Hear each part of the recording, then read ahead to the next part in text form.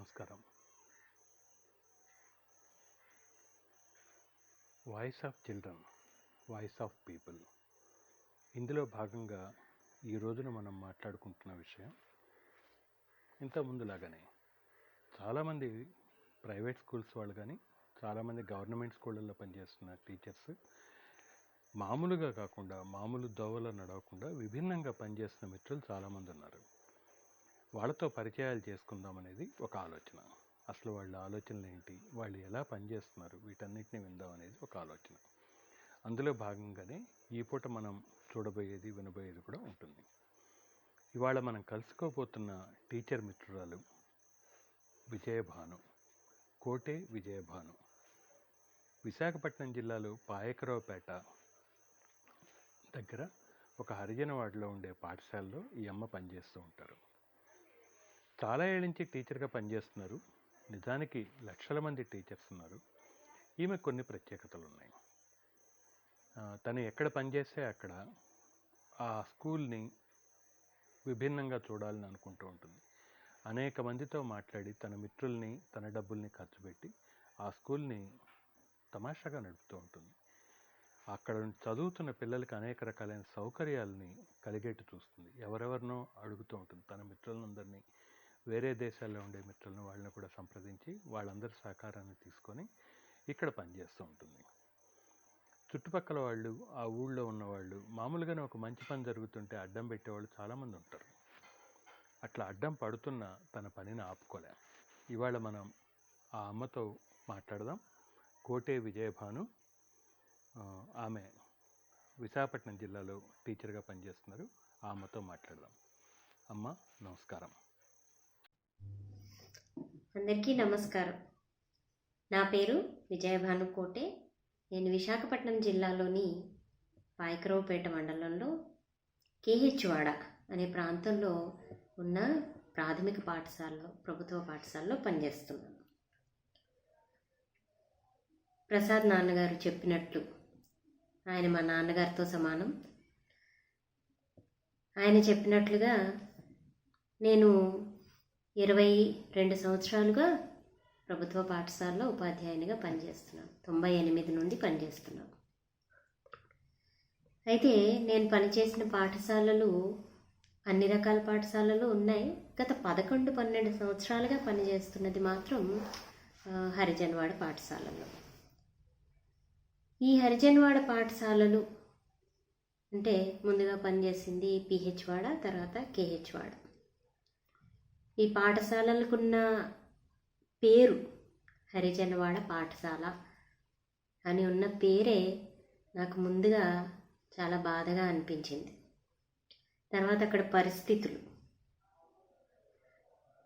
పాఠశాలల్లో ఇన్ఫ్రాస్ట్రక్చర్ లేకపోవడం కానీ, పాఠశాలలో పిల్లలు తల్లిదండ్రుల్లో ఎటువంటి అవగాహన, విద్య పట్ల సరైన అవగాహన లేకపోవడం కానీ, వీటన్నింటినీ చూసి నేను వేరే రకమైన విధానంలో విద్యను బోధించడానికి ప్రయత్నాలు చేస్తున్నాను. బాగుందమ్మా మీ వివరాలు. ఒక చిన్న విషయాన్ని మిమ్మల్ని అడగదలుచుకున్నాం. ఈ రకంగా పనిచేయటానికి, అదే ఇందాకనే ఈ మిత్రులకి అందరికీ, వింటున్న వాళ్ళందరికీ చెప్పినట్టు లక్షల మంది టీచర్లు ప్రభుత్వ రంగంలో పనిచేస్తున్నారు. ఈ రకంగా పనిచేయాలని, ఇట్లా ఆలోచించాలని మీకు ఎందుకు అనిపించింది? బాగా డబ్బులున్న వాళ్ళ మీరు, ఎందుకని మీ డబ్బులతో సహా ఎవరెవరినో అడిగి మీరు పనిచేస్తున్న స్కూళ్ళకి, పర్టికులర్గా పిల్లలకి, పేద పిల్లలకి, దళిత వర్గాల పిల్లలకి మీరు పనిచేస్తున్న మొత్తం అక్కడే అని చెప్పి మాకు అర్థమైంది. ఇట్లాంటి పిల్లల కోసం మీరెందుకు ఈ విధంగా పనిచేస్తున్నారో కొంచెం చెప్తారా? చేస్తున్నాను. అయితే నాన్నగారు అడిగినట్లుగా మీరు బాగా డబ్బులు ఉన్న వాళ్ళ, ఎందుకు మీ డబ్బులు పెడుతున్నారు అని అన్నారు. నాకు 10వ తారీఖు వస్తే జీతం, మళ్ళీ రూపాయి కూడా మిగిలేది ఉండదు. డబ్బులు దాయడం అంటే నాకు చాలా భయం. కొన్ని వ్యక్తిగత కారణాల వల్ల రూపాయి ఎక్కువ ఉంది అని అంటే నాకు భయం అనిపిస్తుంది. డబ్బు మనిషిని పాడు చేస్తుంది ఆ డబ్బు ఎవరో ఒకరికి ఆ రూపాయి ఇంకొకరికి ఉపయోగపడుతుందని అనిపిస్తుంది. నా దగ్గర ఏమి డబ్బులు లేవు, కానీ ఎందుకు ఇలా నా డబ్బు అనేది ఏం లేదు. ప్రభుత్వం ఇస్తుంది, ఉద్యోగం చేస్తున్నాను, అందులో కొంత అయితే ఎందుకు ఖర్చు పెడుతున్నాను, లేదా నాతో పాటు అసలు నిజానికి నా ఖర్చు సంగతి పక్కన పెడితే నా స్నేహితులు, బంధువులు వీళ్ళందరూ నా కోసం, నా పిల్లల కోసం పెట్టే ఖర్చు ఎక్కువ. ఇందుకు వ్యక్తిగతంగా నాకున్న కారణాన్ని నేను చెప్పి తీరాలి. నాన్నగారు అన్నారు, లక్షల మంది పనిచేస్తున్నారు ప్రభుత్వ పాఠశాలలో, పని చేస్తున్నారు, అందరికీ అది ఉద్యోగం, నాకు ఇది ఊపిరి. అంటే పాఠశాలలో పని చేయకపోతే, పిల్లలు కనిపించకపోతే ఊపిరి ఆగిపోయే పరిస్థితి ఉంటే, ఇందులో మీరు దీన్ని నిబద్ధతనో, నిజాయితీ అనో, లేకపోతే డెడికేషన్, ఇలా పెద్ద పెద్ద మాటలు వాడడం అనేది అవసరం లేదని అనిపిస్తుంది. ఎందుకంటే మిగతా ఉపాధ్యాయులు నాలా ఉండాలని నేను అనలేను. ఎందుకంటే నాకున్న పరిస్థితులు, నా అనుభవాలు వేరు. ఇందుకు కారణంగా 98లో నేను పాఠశాలలో చేరినప్పటికీ అక్కడున్న పరిస్థితులు చూసి చాలా బాధపడ్డది వాస్తవం. పాఠశాల పరిస్థితులు, ఇప్పుడు పాఠశాలలు చాలా బాగుపడుతున్నాయి, అది ఎంతో సంతోషకరమైన విషయం. నేను సర్వీస్లోకి వచ్చినప్పుడైతే చాలా దారుణమైన పరిస్థితి. అలాంటి పరిస్థితులు చూసిన తర్వాత ఏదో నాకున్న అప్పుడు 1200 జీతంలో ఏదో కొద్దో గొప్ప నేను పిల్లల కోసం ప్రోత్సాహకాలు కొనేదాన్ని. అది 98 నుంచి 2002 వరకు. 2002లో నేను నా 2 కవల పిల్లల్ని పోగొట్టుకోవడం జరిగింది. పోగొట్టుకున్నప్పుడు నేను కూడా మరణించాను అనే అందరూ అనుకున్నారు ఆ సమయంలో, కానీ నేను బ్రతికాను. నా పిల్లల్ని నేను కోల్పోవడం జరిగింది. ఈ కోల్పోయినప్పుడు నేను అనుభవించిన వ్యధ, డిప్రెషన్, చాలా కాలం మనుషులతో మాట్లాడకుండా, ఏం చేస్తున్నానో తెలియకుండా ఒక రకమైన ఫేజ్లో ఉన్నప్పుడు, అందులోంచి నేను బయటికి రావడానికి, నేనే ఎందుకు బ్రతికాను అని ఆలోచించుకున్నప్పుడు ఏదైనా పర్పస్ఫుల్గా బ్రతకాలి అని అనుకున్నప్పుడు ఏది చేసినా నేను ఆ డిప్రెషన్లోంచి బయటకు రాలేకపోయాను. లిటరేచర్ దాన్ని పట్టుకున్నాను, కథలు రాశాను, కవిత్వం రాశాను, యోగా చేశాను. ఇక అటు ఇటు హస్బెండ్ నన్ను సపోర్ట్ చేసి ఎన్నో రకాలుగా ప్రయత్నాలు చేసినప్పటికీ నేను అందులోంచి బయటికి రాలేకపోయినప్పుడు నాకు నేనే బయటికి రావడానికి ఎంచుకున్న మార్గము లేదా ఒక నిర్ణయం అదేమిటి అంటే, నేను పనిచేస్తున్న పాఠశాలల్లో ఉన్న పిల్లల్లోనే పోయిన నా పిల్లల్ని నేను చూసుకోవాలి అని అనుకోవడం. ఇలా అనుకున్న తర్వాత 2002 నుంచి నా జీవితం పూర్తిగా మారిపోయింది. అలా అనుకుని నా పిల్లల్ని నిజంగానే నేను, అంటే ఒక తల్లి ఎలా అయితే ప్రేమిస్తుందో అంత ప్రేమని నేను వాళ్ళ పట్ల పెంచుకున్నప్పుడు నేను ఆ డిప్రెషన్ నుంచి బయటకు వచ్చాను. అందుకని ఇందులో మీరు అనుకునేట గొప్పతనం అది ఏం కాదు. నాకు పిల్లలతో ఉంటే నేను బ్రతుకుతాను, పిల్లలు లేకపోతే ఊపిరి ఆగిపోతుందన్న పరిస్థితి కాబట్టి బడి తప్ప నాకు ఇంకేం ఎక్కువగా ఏం కనిపించదు. సో అంచేత ఈ వ్యక్తిగత కారణంతో నా కవల పిల్లలు, గ్లోరీ గ్రేసీల పేరు మీదే నేనేం ఖర్చు పెట్టినా సరే, ఇంత అంత అని మొదట్లో 10% అని అనుకున్నాం. తర్వాత పిల్లలకి ఏది అవసరం అయితే అది. నా ఒక్కదానితో సరిపోనప్పుడు నేను ఒక్కదాన్ని చేయలేను కదా, నా చిన్న జీతం చేయలేనప్పుడు నిజానికి నా సంగతి పక్కన పెడితే నాది వ్యక్తిగత కారణం అయితే, నా కారణానికి ఏ స్వార్థము ఏమీ లేకుండా నా స్నేహితులు, బంధువులు, మెంటర్స్ వీళ్ళందరూ ప్రపంచవ్యాప్తంగా నేను ఎక్కడ పని చేస్తే అక్కడ నేను నోరు తెరిచేది అడగక్కర్లేదు. వాళ్ళే పిల్లల కోసం చేయడం, అది గొప్పతనం. మామూలుగా అయితే మీరు చిన్నపిల్లలకే చదువు చెప్పాలి. లెక్క ప్రకారం అయితే, గవర్నమెంట్ రూల్స్ ప్రకారం అయితే చిన్నపిల్లలకే చదువు చెప్పాలి. నాకు తెలిసి చాలా ఏళ్ళ నుంచి మీరు పెద్దవాళ్ళ జోలికి వెళ్తారు, పెద్ద పిల్లల జోలికి వెళ్తారు.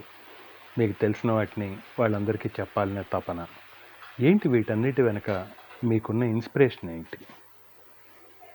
అట్లానే మీరు మీ పిల్లలకి పుస్తకాలు బాగా చదివిస్తారని చెప్పి మాకు అర్థమైంది. వీటన్నిటి వెనకాలన్న ఇన్స్పిరేషన్ ఏంటి? వాటిని ఒక్కసారి వివరిస్తారు.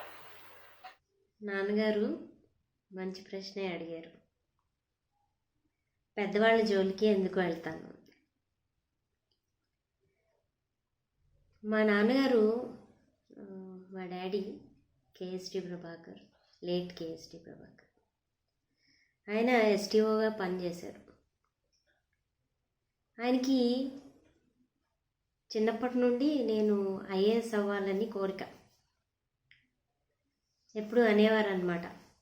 కలెక్టర్ ఆఫీస్కి తీసుకెళ్తే కలెక్టర్ క్యాబిన్ చూపించి, నువ్వు కలెక్టర్ చైర్లో కూర్చుంటే నేను డిటిఓ అవుతాను, అప్పటికి ప్రమోషన్ వచ్చి నీ ఎదురుగా నేను కూర్చుంటాను, మన ఇద్దరం కలిసి పనిచేయాలి అనేవారు. కానీ అకస్మాత్తుగా మా నాన్నగారి నిద్రలోనే నేను బీఎడ్ చేస్తుండగా హార్ట్ అటాక్తో మరణించారు. ఆ తర్వాత పెళ్ళి, ఇంకా ఉద్యోగం వెంటనే వచ్చేయడం తో నేను ఇక ఐఏఎస్ వైపు దృష్టి సారించలేకపోయాను. ఆ పరిస్థితుల్లో ఐఏఎస్ అవ్వలేకపోయానని బాధ అయితే పెద్దగా ఏం లేదు. కానీ నాన్నగారు ఏమనుకున్నారు, సర్వీస్ ఓరియంటెడ్గా, అంటే జిల్లా మొత్తానికి సర్వీస్ చేసే పోస్ట్లో ఉండాలని కదా అనుకున్నారు. ఉపాధ్యాయ వృత్తి కూడా అదే, మనం చేసేది సర్వీసే.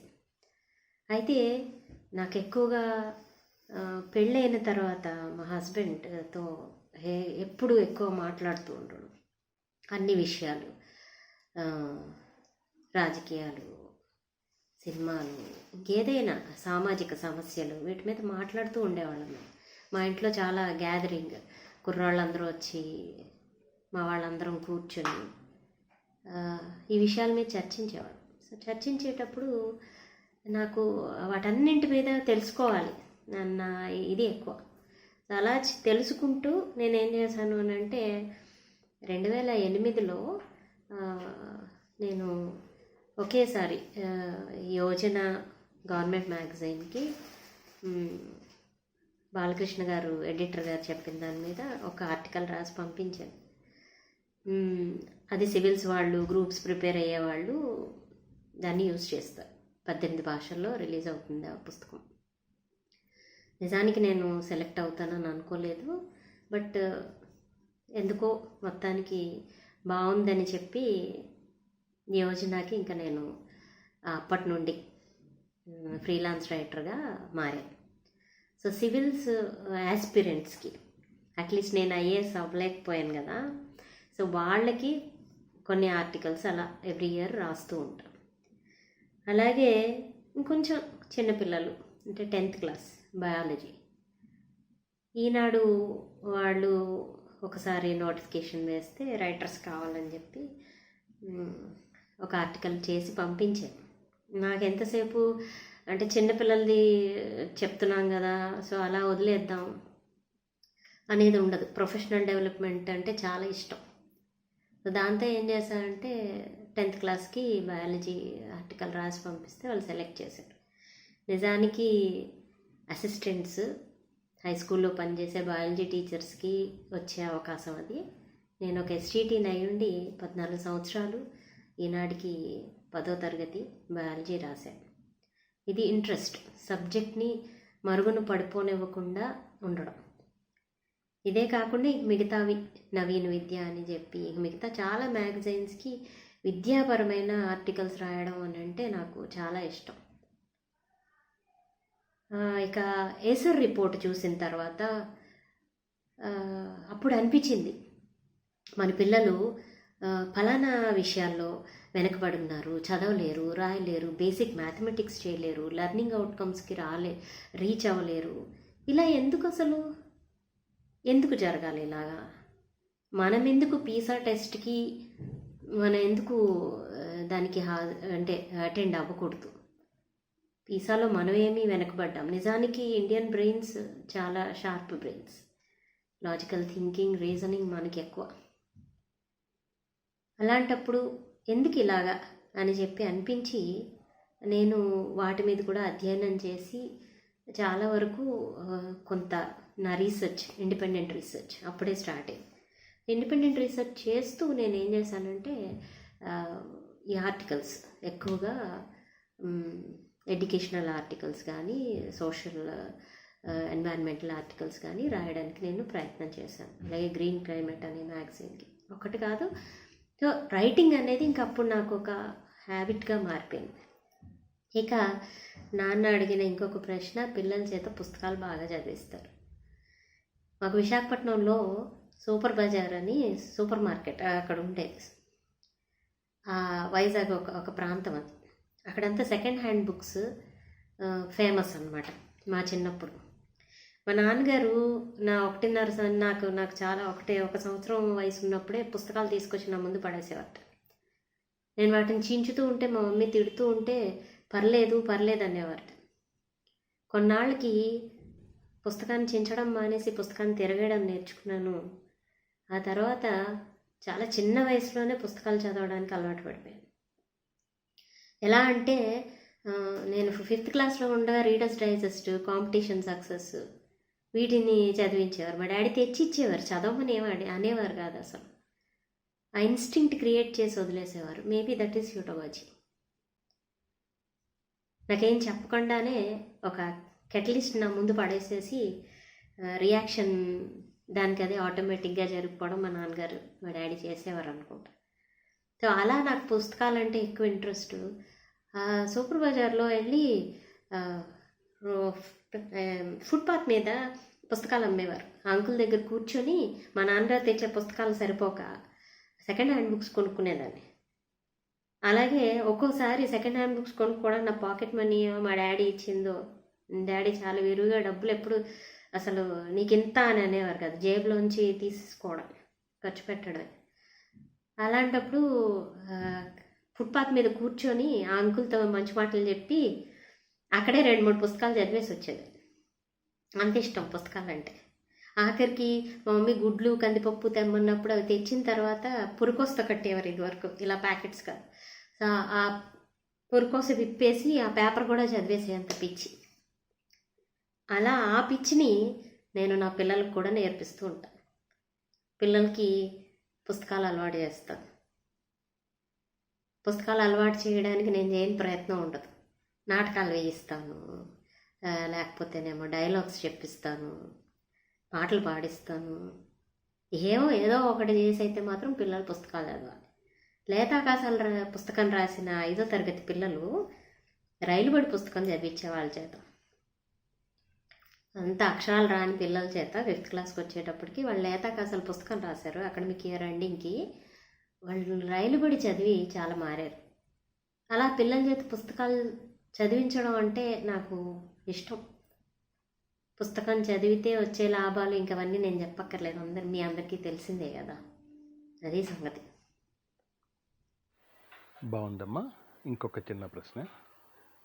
మామూలుగా అయితే పిల్లలకి చదువు చెప్పడానికి మెథడాలజీ, కొన్ని పాఠాలు ఉంటాయి. పాఠాలు ఎట్లా చెప్పాలో మీకు నేర్పించుంటారు, ఇవన్నీ ఉంటుంది కదా. మీరు ఇవన్నీ కాకుండా వేరే పద్ధతిలో పాఠాలు చెప్తున్నారని మాకు అర్థమవుతున్నది.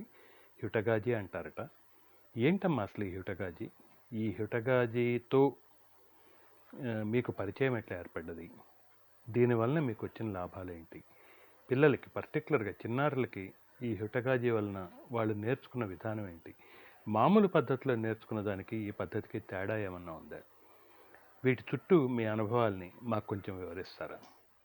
ఇప్పుడు ప్రశ్న అడిగిన ప్రసాద్ నాన్నగారు ఎప్పుడూ మాట్లాడే ఒక మాట నాకు ఆదర్శం. ఆయన ఎప్పుడు చాలా మంచి మంచి విషయాలు చెప్తూ ఉంటారు.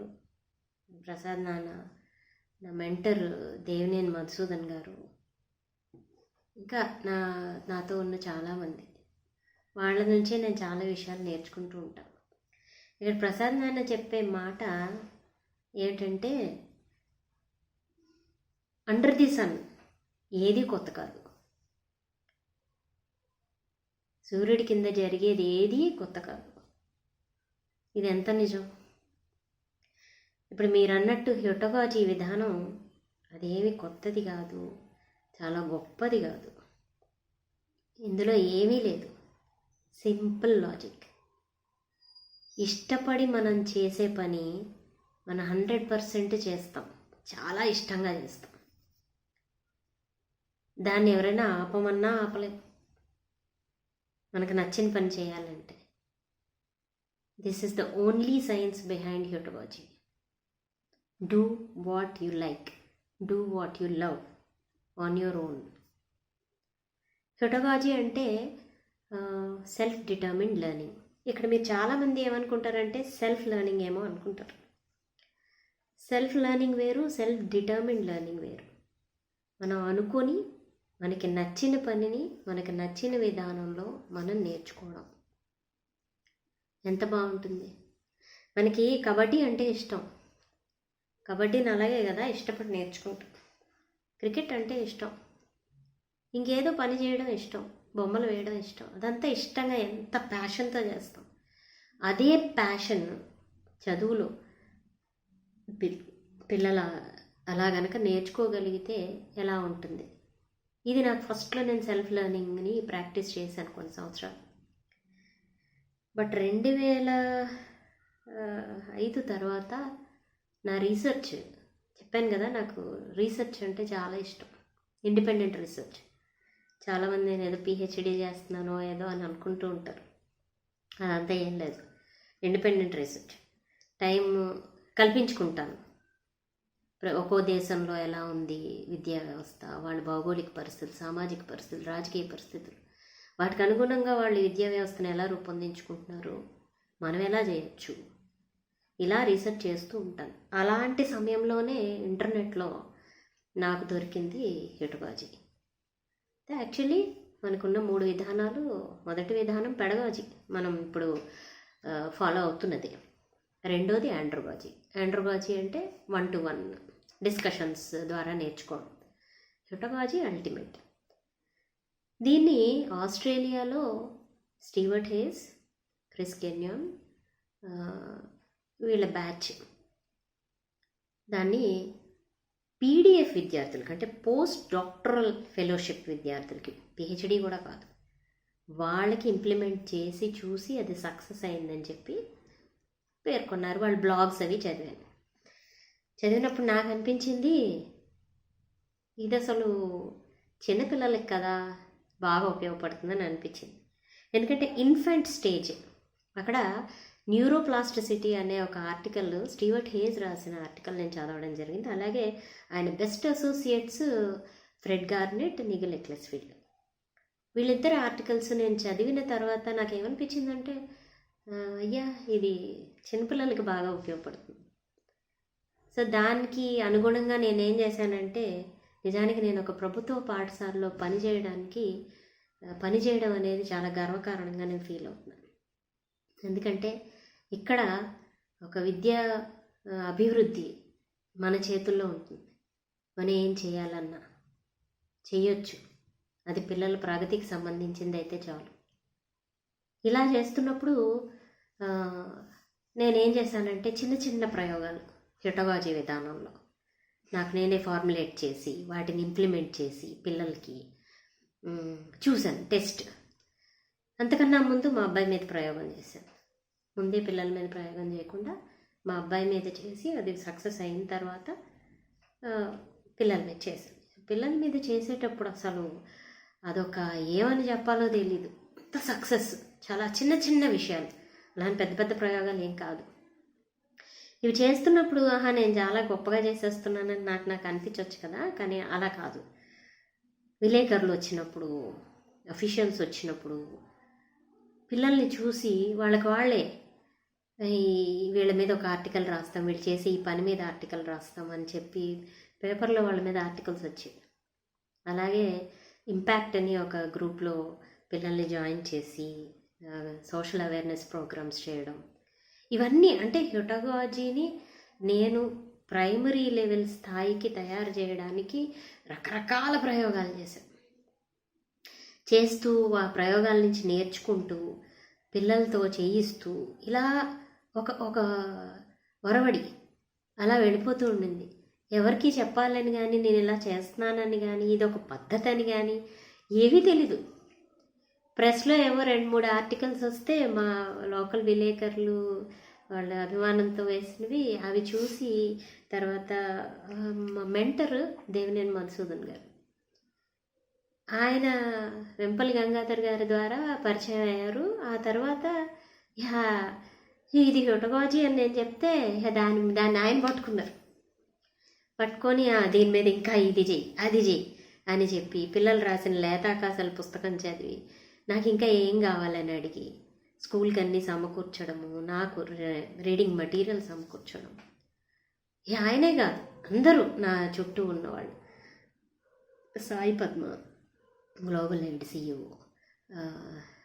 దేవరకొండ సుబ్రహ్మణ్యం గారు, మా అన్నయ్య గారు వెంకటేశ్వరరావు గారు, నా friend best friend Madhuri Jonnalagadda యూఎస్లో ఉంటుంది, క్లాస్మేట్స్, ఒకళ్ళు కాదు ఇద్దరు కాదు అందరూ కూడా హ్యూటగాజీ అంటే అప్పుడు అందరూ ఇదేమిటిది అని కనుక్కోవడం, దాని గురించి ఏమైనా చిన్న కృషి చేసినా ఇదేదో బాగుందని చెప్పడం, దానికి సంబంధించి ఇంకా నాకు ఏం కావాలి, పిల్లలకి ఏం కావాలి, ఇందులో ఇంకా సక్సెస్ రావాలి అంటే ఇంకా ఏం చేయొచ్చు, ఈ రకంగా అన్ని చేతులు తోడైతే ఈ హ్యూటగాజీ ఇలాగా మనం ఇంప్లిమెంట్ చేయడానికి ఒక 10-11 ఏళ్ళుగా కుదిరిందనమాట.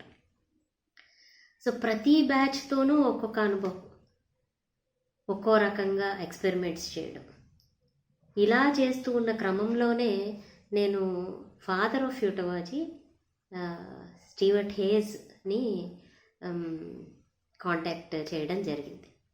ఆయన అసలు ప్రైమరీ లెవెల్కి నువ్వు చేస్తున్నది ప్రపంచం మొత్తం మీద నువ్వు ఒక్కదానివే అని చెప్పి ఆయన ఎంకరేజ్మెంట్, ఆయన టీం మొత్తము నాతో కలిసి కూర్చొని దీని మీద డిస్కషన్స్ చేయడము, నాకు ఏ అవసరం అయినా సరే వాళ్ళు చేస్తానని అనడము, వాళ్ళ సపోర్ట్, ఇంకా వాటి మీద ఆర్టికల్స్, ఇంకా ఏం చేయొచ్చో సజెషన్స్, ఇవన్నీ చేయడంతో హ్యూటగాజీ అనేది నాకు అదొక మంత్రం అయిపోయింది ఆ పిల్లలకి కూడా.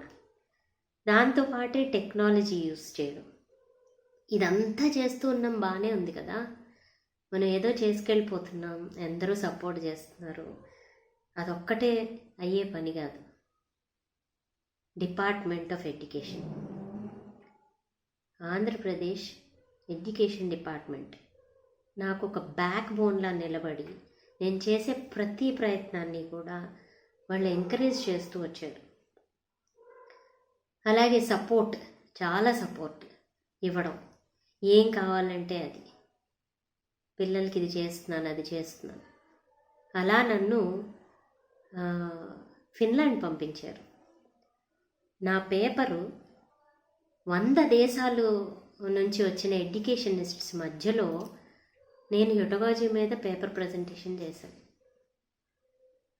ఇలాంటి సపోర్ట్ ఇంకా ఏ రాష్ట్రంలో ఉందో నాకు తెలియదు. ఫైనాన్షియల్గా సపోర్ట్ చేసి నన్ను ఫిన్లాండ్ పంపిస్తే, ఫిన్లాండ్లో ది బెస్ట్ స్కూల్ ప్రిన్సిపల్ నాకు ఇచ్చిన కితాబు, విజయ నువ్వు చేసిన హ్యూటగాజీ ప్రయోగం, నువ్వు తీసుకున్న లిబర్టీ, నువ్వు చేసిన అన్ని ప్రయోగాలు, మాకున్న చాలా కొన్ని కన్స్ట్రెంట్స్ అయితే మాకున్నాయి, మాకన్నా 90% యు ఆర్ అహెడ్ అని చెప్పి వాళ్ళు ఇచ్చిన కామెంట్ చాలా సంతోషం అనిపించింది. ఆ తర్వాత చాలా గ్లోబల్ సింపోజియమ్స్లో, టెక్లో ప్రతి సంవత్సరము నేను హ్యూటగాజీ మీద పేపర్ ప్రజెంట్ చేశాను. ఇదంతా ఎవరి సక్సెస్? పిల్లల సక్సెస్. పిల్లల్లో ఉన్న క్యూరియాసిటీ, సొంతగా నేర్చుకోవాలన్న తపన, దానికి మనం ఇచ్చే ఊతం అంతే. దాంతో లాస్ట్ ఇయర్ పిల్లలు 2019 టెక్లో వాళ్ళు హ్యూటగాజీ యాప్ని హ్యాపీ అడ్డా .com వాళ్ళు తయారు చేసిన హ్యూటగాజీ యాప్ని వాళ్ళు డిస్ప్లే చేశారు. ఎన్ని దేశాలు రిప్రజెంటేటివ్స్, డెలిగేట్స్ అందరి మధ్యలో. అంతకన్నా నాకు గర్వకారణం ఇంకేమీ లేదు. సో ఇది హ్యూటగాజీ. ఇదేమీ గొప్ప విషయం కాదు. పిల్లల్ని పిల్లలుగా నేర్చుకొనివ్వగలగడమే హ్యూటగాజీ. ఇంకొక చిన్న ప్రశ్నమ్మ, ఇప్పటిదాకా మీరు పిల్లలతో మీకున్న అనుభవాల్ని, పిల్లల చేత మీరు కూడా కొన్ని పుస్తకాలు వాటిని రాస్తున్నారు కదా. ఉదాహరణకి గాంధీయన్ ఫిలాసఫీతో, నైతాలిం విధానాలతో మీ పిల్లల అనుభవాలని ఇట్లాంటివి రాస్తున్నారు కదా. వీటన్నిటి వివరాలని కొంచెం చెప్పగలరా ప్లీజ్? హ్యూటగాజీ మీద పుస్తకాలు అంటే 2 మాడ్యూల్స్ రాశాను. మొన్న నైతాలింతో గాంధీయన్ కాన్సెప్ట్తో కొరిలేట్ చేస్తూ నైతాలిం నా ప్రయోగాలు అనే పుస్తకం రాశాను. వీటన్నింటికన్నా ఎపిక్ లేత ఆకాశం. లేత ఆకాశాల పుస్తకము అసలు హ్యూటగాజీ విధానంలో, అంటే పిల్లలు కథలు రాస్తారు లేదా ఇంకేమైనా గేయాలు రాస్తారు. 5వ తరగతి నా దగ్గర 1 సంవత్సరం చదివిన 13 మంది విద్యార్థులు పిహెచ్ వార్డ్ పిల్లలు. వాళ్ళు ఇప్పుడు జూనియర్ ఇంటర్కి వచ్చారు. వాళ్ళు విద్యా సంవత్సరం మొదట్లో ఒక్క అబ్బాయికి మాత్రమే చదవడం రాయడం కొద్దిగా వచ్చు. మిగతా వాళ్ళు ఎవరూ లావలేదు. ఈ హ్యూటగాజీ ప్రయోగం అనేది అప్పటికే కొన్ని సంవత్సరాలుగా చేస్తున్నప్పటికీ ఈ 13 మందితో చేసిన ప్రయోగం విభిన్నమైంది. అప్పటికి నేను చాలా నేర్చుకున్నప్పుడు వాళ్ళు జనవరికి వచ్చేటప్పటికి ఏమైనా మీ సొంతగా రాస్తారా అంటే అప్పటికే వాళ్ళు పీపీటీలు తయారు చేసుకోవడం, డాక్యుమెంట్ టైప్ చేసుకొని కంప్యూటర్లో సేవ్ చేసుకోవడం, ఇవన్నీ వాళ్ళకి వచ్చింది. సో ఐ సెడ్, మరి ఏం చేస్తారు మీరు, ఏమైనా పుస్తకం రాద్దామా మనము అని అన్నా. అప్పటికి నిజం చెప్పాలంటే నా దగ్గర రూపాయి లేదు. వాళ్ళు పుస్తకం రాస్తే నేను దేంతో వేయాలి? పుస్తకం పబ్లిష్ చేయాలంటే ఏమీ లేదు అసలు. వేగ్గా అలా అనుకుంటే ఇక పిల్లలు మేము హ్యూటగాజీ విధానంలో ఎలా చదువు నేర్చుకున్నామో రాస్తామన్నారు. ఇది మన పిల్లలు ఇప్పుడు చూస్తే వాళ్ళు ఖచ్చితంగా చూస్తారు. ఇప్పుడు 13లో ఒక అబ్బాయి ప్రస్తుతం లేడు, దేవిప్రసాద్ చనిపోయాడు. 12 మంది చూసినట్టయితే వాళ్ళకి ఆ ఎక్స్పీరియన్సెస్ అన్నీ గుర్తొస్తాయి. హ్యూటగాజీ విధానంలో రాస్తామన్నారు. సరే, ఒక్కొక్కరు ఒక్కో చాప్టర్ పంచుకున్నారు. పెన్సిల్తో రాసి మళ్ళీ రాసి వాళ్ళ చాప్టర్ వాళ్ళు నాకు సబ్మిట్ చేశారు. దానికి ఏం పేరు పెట్టాలి ఏమీ లేదు అసలు. ఏం చేయాలి, పుస్తకాన్ని ఆ పేపర్లో దొంతర పట్టుకొని ఏం చేయాలో అర్థం కాల. నా ఫ్రెండ్కి చెప్పాను, మధుకి. సో తను సాయి పద్మ, ఇలా తన ఫ్రెండ్స్ అందరూ కలిసి డబ్బులు వేసి ఆ పుస్తకాన్ని వేశారు. అప్పట్లో 50,000 చిల్లరో ఎంతో అయింది. అదంతా మా జగద్ధాత్రి రామతీర్థ దగ్గరుండి డిటిపి అన్నీ చేయించి, నా పని ఏమీ లేదు. అదంతా వాళ్ళకి ఇచ్చేసాను, టైప్ చేశాను. కాకపోతే పిల్లలు రాసిందంతా టైప్ చేసి ఇచ్చాను. కానీ ఆ టైప్ కూడా వాళ్ళు డిటిపి చేయించుకున్నారు. మొత్తం అంతా చేసి పుస్తకాలు 1000 కాపీలు తీసుకొచ్చి ఇచ్చాను. ఇది ఎపిక్. అంటే 5-10 ఏళ్ల వయసు పిల్లలు తాము నేర్చుకున్న విధానం గురించి రాసిన పుస్తకం. ఆ తర్వాత నేను రీసెర్చ్ ఇంకా పెంచుకొని హ్యూటగాజీ విధానంలో స్టీవర్ట్ హేస్తో, నిగెల్తో, ఫ్రెడ్ గార్నెట్తో వీళ్ళందరితోనూ అసోసియేట్ అవుతూ రాత్రులు నిద్ర లేకుండా కూర్చొని కమిషనర్ గారు చెప్పడంతో నేను మాడ్యూల్ని హ్యూటగాజీ టీచర్స్ కోసం ఒకటి ఇంగ్లీష్, ఒకటి తెలుగు వర్షన్ మాడ్యూల్స్ రాయడం జరిగింది. అవి ఇంకా ప్రింట్ అవ్వాలి. పబ్లిషింగ్ కోసమే చూస్తున్నాను నేను. తర్వాత ఇన్నాళ్ళు రాసిన నవీన విద్యలో రాసిన ఆర్టికల్స్, మిగతా విద్య సంబంధించిన ఆర్టికల్స్ ఏవైతే నేను హ్యూటగాజీ అండ్ నైతాలిం అంటే గాంధీ గారి నయీ తాలీం కాన్సెప్ట్తో పెడగాజీని కొరిలేట్ చేస్తూ ఏవైతే నేను స్కూల్స్లో చేసిన ప్రయోగాలు ఉన్నాయో వాటన్నింటి గురించి ఒక పుస్తకాన్ని తీసుకురావడం, అది పడాల చారిటబుల్ ట్రస్ట్ వాళ్ళు చాలా ఔదార్యంతో ప్రసాద్ నాన్న చెప్పడంతో వేశారు. పుస్తకాన్ని వేయడము ఒక ఎత్తు అయితే మా పాఠశాల కమిషనర్ గారు చెనవీరభద్రుడు సార్ నాకు గురువుతో సమానం, చాలా గొప్ప గురువు నాకు. ఏమంటారు, ద్రోణాచార్యులు. నేను ఏకలవ్య శిష్యురాలని చెప్పుకుంటూ ఉంటాను. ఆయన విద్యాశాఖ మంత్రి గారితో నయీ తాలీం పుస్తకాన్ని బాపట్లలో రిలీజ్ చేయించారు. ఇప్పుడు విద్యా వ్యవస్థలో వస్తున్న మార్పులు, మనము ఏమైతే కావాలనుకుంటున్నామో ఎన్ఈపి అంటే నేషనల్ ఎడ్యుకేషన్ పాలసీ 2020లో మనం ఏవైతే అనుకుంటున్నామో ఇవన్నీ కూడా ఒక 10-11 సంవత్సరాలుగా నేను ఎక్స్పెరిమెంట్స్ చేస్తూ వస్తున్నాను. ఇప్పుడు మన విద్యా విధానాన్ని ఏదైతే మన సమాజం ఎలా ఉండాలి, డెవలప్డ్ కంట్రీ అని ఇండియా ఎదురుగా ఆ లైన్ రావాలి అని అనుకుంటే మనం ఏం చేయాలి, స్కిల్ డెవలప్మెంట్ ఎలా ఉండాలి, ఇలా వీటన్నింటి గురించి కూడా పెడగాజీ విధానంలో చేస్తే అసలు పిల్లల్లో ఎలాంటి డెవలప్మెంట్ వస్తుంది అన్న దాని మీదే నేను విస్తృతంగా బాగా అధ్యయనం చేస్తూ ప్రయోగాలు చేస్తూ ఉన్నాను. అందుకే మిగతా వేటి మీద నాకు ఎక్కువ ఫోకస్, దానికోసం లిటరేచర్ని వదిలేసేసాను, 2 పడవల మీద కాలు వేయలేక. అలాగే మిగతా పనుల కోసం అంత సమయాన్ని నేను కేటాయించలేను. అంటే ఈ ప్రయోగం అనేది ఇప్పుడు 1వ తరగతిని నా మెంటర్ దేవినేని సార్ చెప్పిన దాని మీదట నేను 1వ తరగతి నుంచి పిల్లల్ని తీసుకున్నాను. ఇదొక ప్రయోగం 1, 2. 3వ తరగతి ఇప్పుడు జరుగుతుంది. అలా 4, 5 తరగతులు వాళ్ళతోనే నేను పెడగాజీ విధానంలో విద్య బోధిస్తూ వెళితే ఆ రిజల్ట్ని చూడాలి ఎలా ఉంటుందో అని ఒక ఆలోచన. ప్రయోగాలు, చిన్న ప్రయోగాలు. దానికోసం ఏంటి అని అంటే మైక్రోసాఫ్ట్ కోర్సెస్ ఒక 160 కోర్సెస్ పైన ఈ కరోనా టైంలో చేయడం జరిగింది. నేను వాటిని మైక్రోసాఫ్ట్ వాళ్ళతో కంబైన్ అయ్యి ఇప్పుడు పిల్లలకి పెడగాజీని ఇంప్లిమెంట్ చేయడం. అదే పద్ధతిలో ఇప్పుడు ఏమిటి అని అంటే నా క్లాస్ పిల్లలు మొత్తం అందరికీ కూడా ట్యాబ్స్ ఇవ్వడం జరిగింది కరోనా సమయంలో. నా ఫ్రెండ్స్ అందరం కలిసి ఇది ఒక బృహత్తర ప్రయత్నం. ఇప్పుడు పిల్లలు QR కోడ్ ద్వారా ఇంట్లోనే వాళ్ళ పాఠాలు వాళ్ళు నేర్చుకుంటున్నారు. మన విద్యా వ్యవస్థలో వచ్చిన పెను మార్పు ఏమిటి అని అంటే డిజిటలైజేషన్. దీనికి మన డిపార్ట్మెంట్ ఆఫ్ ఎడ్యుకేషన్ చేస్తున్న కృషి చాలా గొప్పది. వీళ్ళు తయారు చేసిన పాఠాలు డిజిటలైజ్ చేయడం వలన పిల్లలు చక్క టెక్స్ట్ బుక్లో ఉన్న QR కోడ్ని వాళ్ళ ట్యాబ్లో స్కాన్ చేసుకొని వాళ్ళు పాఠాలు నేర్చుకుంటున్నారు.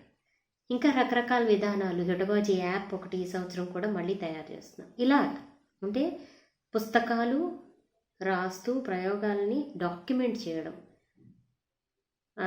దీనివల్ల పిల్లలకి ఇంకా కొత్త విధానాలు ఏమి నేర్పించవచ్చు అన్నది ఒక ప్రయోగాత్మకంగా ప్రస్తుతానికి వెళ్తూ ఉన్నాను. మంచిదమ్మా, మిమ్మల్ని కలుసుకున్నందుకు, మీ మాటలు విన్నందుకు, మీ అనుభవాల్ని మాతో పంచుకున్నందుకు మీకు నమస్కారం, కృతజ్ఞతలు. మీరింత హాయిగానే, ఇంత సరదాగా చిన్నారుల కోసం జీవితాంతం పనిచేయాలని, మిమ్మల్ని చూసి ఇంకా చాలామంది ఈ విధంగా పనిచేయాలని మా బోటి వాళ్ళ కోరిక, మా అభిప్రాయం. థ్యాంక్ యూ అమ్మా, థ్యాంక్ యూ.